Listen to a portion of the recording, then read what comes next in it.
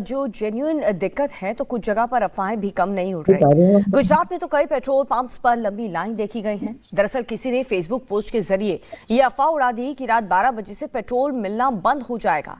और बस फिर क्या था, लोग सच्चाई जाने बिना ही पैनिक में आ गए और पेट्रोल पंप पर लाइन लग गई। खास बात यह भी है कि दोपहिया वाहन वाले ज्यादा दिखे, क्योंकि यही लोग अफवाहों पर ज्यादा भरोसा करते हैं। हालांकि थोड़ी ही देर में गुजरात सरकार सामने आई और लोगों को भरोसा दिलाया कि राज्य में तेल की कोई कमी नहीं है।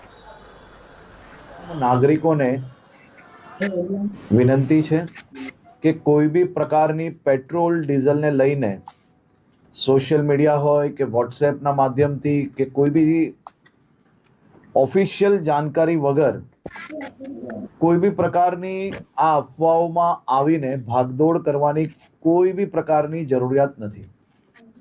राज्य सरकार અને ખાસ કરીને કેન્દ્ર સરકાર દ્વારા આ જથ્થાઓ અને સપ્લાય માટેનું ડેલી નિરીક્ષણ થાય છે।